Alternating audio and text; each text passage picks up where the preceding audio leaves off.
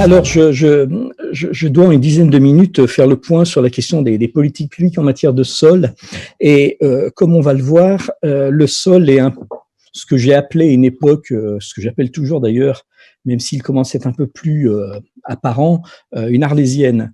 Une arlésienne du droit de l'environnement, tout d'abord parce que on ne le trouve quasiment nulle part. Lorsqu'on consulte le code de l'environnement, le code ne connaît que deux milieux, l'air et l'eau. Il ne connaît absolument pas le sol, et le sol est totalement dispersé dans le code. On le trouve essentiellement dans la question de la responsabilité environnementale pour la remise en état des sols pollués. On le retrouve également avec une disposition particulière sur les sols pollués. Autrement dit, le code de l'environnement a plutôt tendance à considérer le sol dans son état de sol malade, pour lequel il faudrait qu'il y ait une remédiation. Et de ce point de vue, alors certes, on peut trouver le sol dans des politiques de protection d'espaces naturels, mais c'est vraiment par incidence, puisque lorsque l'on dit que, par exemple, il y a un parc national ou un parc naturel ou une réserve naturelle, eh bien, ce qui est pris en compte, c'est le sol du PN ou le sol de la réserve naturelle, mais c'est vraiment comme un élément support, mais pas vraiment comme un élément de biodiversité. Autrement dit, le sol est quasiment absent. Et lorsque le sol est pris en compte par le droit, c'est essentiellement, en tout cas, dans l'optique qui est la nôtre, je ne vais pas partir sur des questions de considération de propriété, c'est principalement le sol comme un support de production, c'est le sol comme un support de construction, c'est le sol considéré comme un filtre, notamment dans le Code de la santé publique lorsque on vise les périmètres de protection des captages d'eau potable, et puis c'est également le sol vecteur de risque avec toutes les dispositions relatives au sol pollué. Mais on le voit, il n'y a aucune prise en considération explicite de sa qualité de milieu naturel ou de sa naturalité. Diapositive. Alors, si on s'intéresse au sol dans le code de l'urbanisme, comme il a été dit par la précédente intervenante, et on comprend bien la difficulté des élus qui doivent faire face à des revendications d'usage du sol, on va dire de mise en valeur au plein sens financier du terme, le code de l'urbanisme a quand même très sensiblement évolué dans ce cadre-là. Tout d'abord, qui impose la gestion des espaces naturels de façon économe au titre de ses principes. Alors, on pourrait dire que c'est bien. Non, parce que jusqu'avant 2006, c'était la gestion des sols de façon économe. Donc, le sol disparaît. Alors, il va réapparaître par un autre biais, mais plus au titre des principes en tant que tels, et ce qui est un petit peu gênant, puisque les principes sont des éléments essentiels pour gouverner les politiques. Ensuite, on a le fait que les documents d'urbanisme doivent définir des conditions qui permettent d'assurer la préservation du sol, du sous-sol, des ressources naturelles, des écosystèmes, etc. Mais l'essentiel de ces conditions, on va le voir, sont essentiellement des conditions quantitatives et non pas des solutions qualitatives. Il doit y avoir de ce fait une limitation de l'étalement urbain, et on reviendra tout à l'heure sur la loi Allure de 2014, qui invite à des réflexions sur la densification. Alors certes, les documents d'urbanisme essentiels font l'objet d'une évaluation environnementale, laquelle doit intégrer le sol, mais de nouveau, c'est le sol en termes de surface qui est pris en compte. Et puis, lorsqu'il y a des espaces un peu particuliers, terres agricoles, terres pastorales, terres forestières, des espaces naturels comme la montagne, par exemple, on doit prendre en compte le sol, mais, comme précise le texte, c'est la préservation des terres qui sont nécessaires au maintien de ces activités. Autrement dit, les éléments, on va dire, plus biologiques ou plus écosystémiques ne sont pas du tout pris en compte. Et puis, on va le voir également, ce qui est préservé, c'est essentiellement la valeur agronomique du sol dans le droit de l'urbanisme, notamment par le règlement national d'urbanisme et les règles de constructibilité limitée. C'est notamment le fait qu'on ne puisse pas construire en dehors de ce qu'on appelle les parties actuellement urbanisées de la commune s'il n'y a pas de document d'urbanisme, ce qui permet donc de préserver les espaces périphériques. Et puis, il y a également le zonage A sur lequel on va revenir, zonage à vocation agricole du PLU, et surtout cet apport de cette commission départementale de préservation des espaces naturels, agricoles et forestiers qui doit rendre un avis dès lors que l'élaboration ou la révision d'un document d'urbanisme pourrait se traduire par une perte d'espaces naturels, agricoles et forestiers. Je dois avouer que je préférais son ancienne appellation qui était beaucoup plus explicite, puisque c'était la commission départementale de consommation des espaces agricoles, mais était limité à l'agriculture. Mais on le voit bien ici, le Code de l'urbanisme se préoccupe essentiellement du sol dans un aspect surfacique, donc dans un aspect quantitatif, très peu finalement dans un aspect qualitatif, si ce n'est pour les espaces agricoles. Diapositive. Alors, pour pouvoir économiser du sol, qu'a fait le Code de l'urbanisme, eh bien, il pose le principe de gestion économe des espaces naturels et qui va se traduire d'abord dans le SCOT, schéma de cohérence territoriale, puisque le SCOT doit arrêter des objectifs chiffrés de consommation économe de l'espace, il doit avoir des objectifs chiffrés de lutte contre l'étalement urbain, et il peut les ventiler par secteur géographique. Autrement dit, dans la mesure où c'est un document intercommunal, on peut avoir des répartitions par secteur, sous-secteur, etc., d'objectifs chiffrés. L'intérêt que cela soit arrêté à l'échelon du SCOT, c'est le fait que les documents d'urbanisme dits inférieurs, comme le PLU ou la carte communale, eh bien, doivent être compatibles avec le SCOT. Autrement dit, ce qu'on va appeler les documents réglementaires et qui donc vont conditionner les autorisations d'occuper le sol devront respecter le PLU qui lui-même devra respecter le SCOT dans ses objectifs de consommation. De son côté, le PLU doit fixer des objectifs de modération de la consommation de l'espace, de lutte contre l'étalement urbain et notamment on impose une procédure la plus lourde qui soit, puisque c'est une procédure qui prend entre 12 et 18 mois, une procédure de révision, notamment lorsque la commune va vouloir ouvrir à l'urbanisation une zone à urbaniser, dès lors que celle-ci, dans les 9 ans qui suivaient sa création, n'était ouverte à l'urbanisation, alors même que c'est sa vocation première, ou qui n'avait pas fait l'objet d'acquisition foncière. Autrement dit, ce qu'on va reprocher ici à la collectivité locale, c'est d'avoir ouvert des zones à l'urbanisation, mais ne les avoir pas utilisées à cette fin, ce qui signifie donc que toute sa politique d'urbanisme pendant ce temps se faisait sur d'autres secteurs. Et puis surtout, la mesure, semble-t-il, la plus emblématique, c'est celle qui est venue de la loi du 24 mars 2014, dite loi Allure, qui va supprimer le coefficient d'occupation des sols.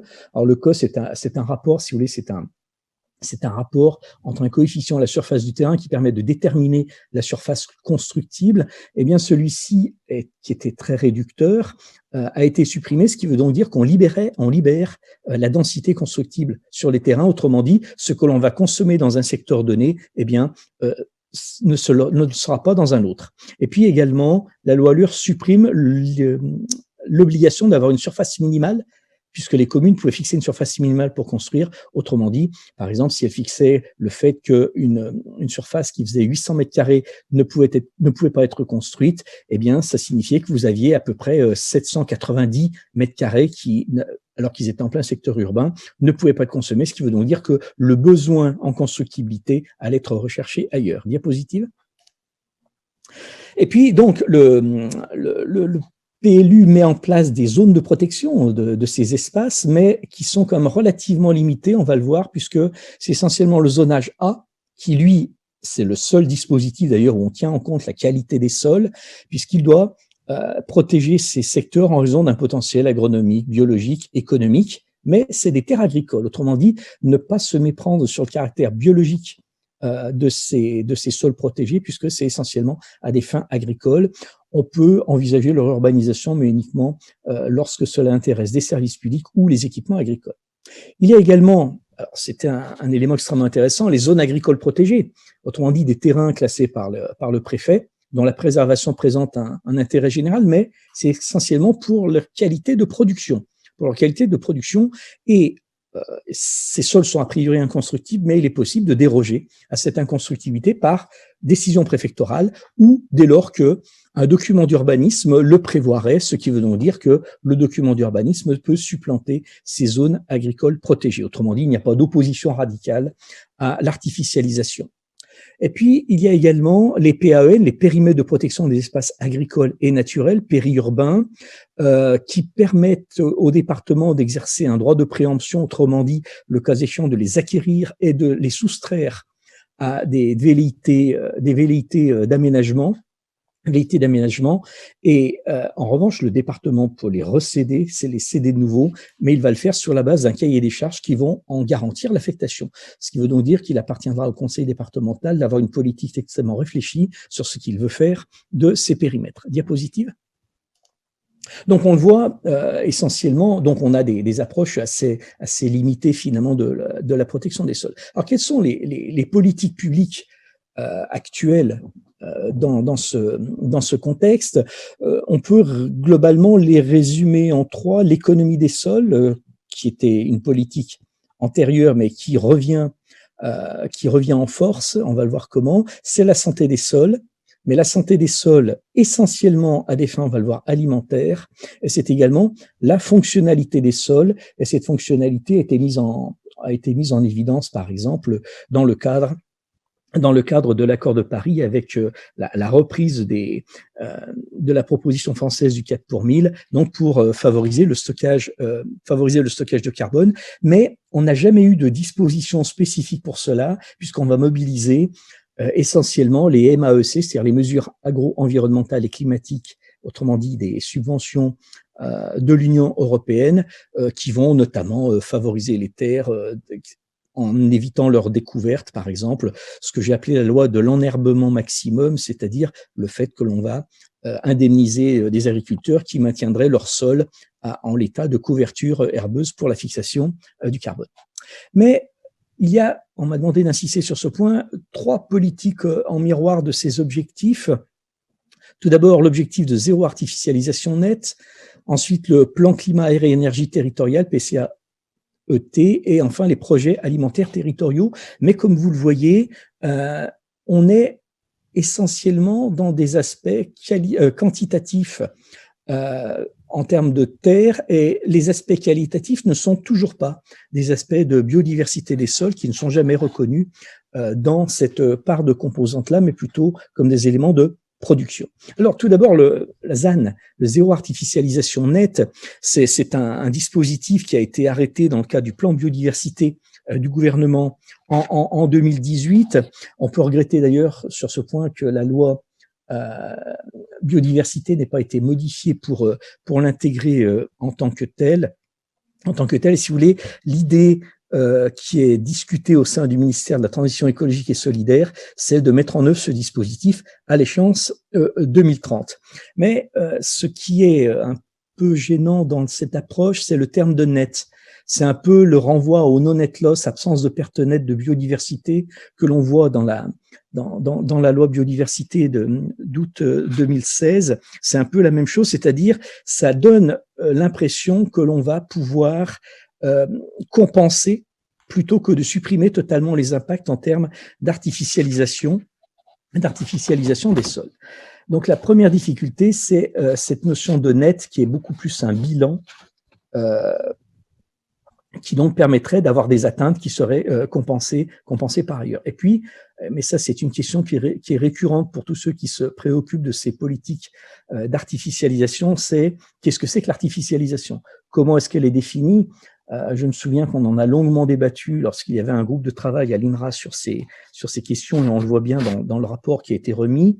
Il semblerait que la définition retenue ne soit pas tout à fait la bonne, en tout cas, n'intègre pas des préoccupations qui seraient liées à la biodiversité. Certains auteurs proposent d'intégrer dans cette notion d'artificialisation, de distinguer les sols qui seraient imperméabilisés et les sols non imperméabilisés en modulant tout ceci par des indices de qualité écologique, comme la qualité des sols, la biodiversité en surface, etc., etc. Mais ce qu'il faut retenir pour l'instant de cette politique-là, c'est qu'elle n'est pas véritablement mise en œuvre. Alors, c'est-à-dire qu'en fait, elle n'est pas opposable comme telle. On pourrait éventuellement envisager de faire un lien avec la séquence ERC, éviter, réduire, compenser, des évaluations environnementales et des études d'impact, mais pour l'heure, cela n'a pas été fait, et c'est vrai qu'on pourrait préconiser plutôt dans ce cadre d'avoir une politique de zéro artificialisation tout court, autrement dit, mettre un terme à la construction neuve en extension, favoriser les réhabilitations, les constructions en hauteur, etc., voire même d'ailleurs, et c'est une politique qui a été développée, je me souviens d'un précédent webinaire, qui a été développée dans le land du Bade-Wurtemberg, qui permet notamment d'avoir des quotas de constructibilité, et donc avec des véritables restrictions sur ce point. S'agissant ensuite du plan climat, air, énergie territoriale, on peut se demander ce que vient faire le sol dans tout cela. Alors, pour mémoire, c'est la loi relative à la transition énergétique pour la croissance verte a renforcé le rôle des collectivités locales dans la lutte contre le changement climatique via ce plan climat, alors qui s'appelait antérieurement climat, énergie territoriale, mais on a rajouté les éléments R liés essentiellement à la pollution atmosphérique, puisque, comme vous savez sans doute, il y a une distinction qui est faite en termes de réglementation sur les changements climatiques et la pollution de l'air, en tout cas sur leur traitement. Et l'idée, si vous voulez, c'est que ces plans climat, air, énergie territoriaux comportent un état des lieux avec le bilan carbone, l'empreinte énergétique, les émissions de gaz à effet de serre. Vous avez un travail de prospective pour déterminer ce sur quoi il faut agir. Vous avez des indicateurs d'état sur de suivi et d'évaluation de ces éléments.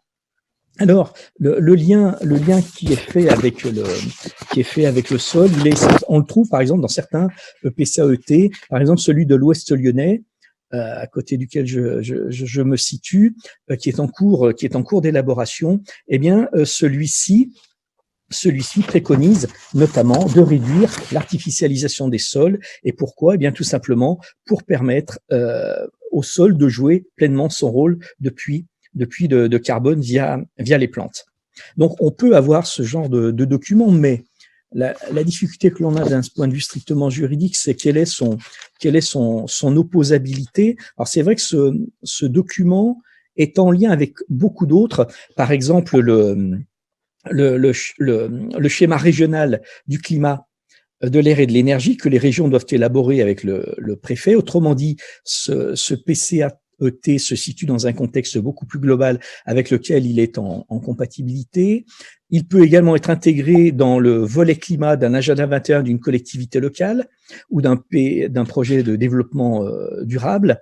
Et puis, il y a une petite modification, c'est qu'il doit prendre en compte le SCOT, schéma de cohérence territoriale, mais depuis une ordonnance toute récente du 17 juin, mais on attend quand même désormais la partie réglementaire, depuis une ordonnance du 17 juin 2020, eh bien, ce PCAET doit être compatible avec le SCOT. Ce qui veut donc dire que si le PCAET doit intégrer des préoccupations d'artificialisation des sols pour des questions de stockage de carbone notamment, eh bien, c'est d'abord et avant tout au SCOT que revient ce rôle, ce qui veut dire que on va devoir développer beaucoup plus fortement, me semble-t-il, c'est les questions de densité dont j'ai fait état tout à l'heure.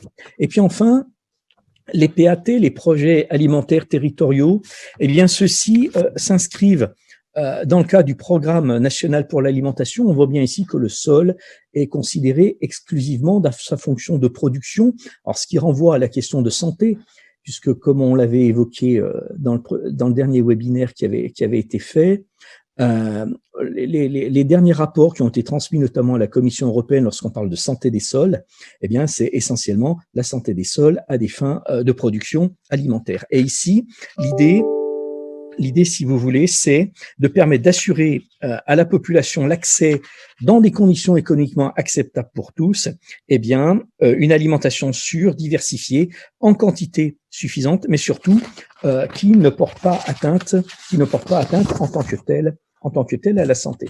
Et c'est dans ce cadre qu'ont été mis en place plusieurs projets alimentaires territoriaux. Donc, ce sont des appels à projets nationaux qui font l'objet ensuite d'une sélection par le ministère chargé de l'agriculture.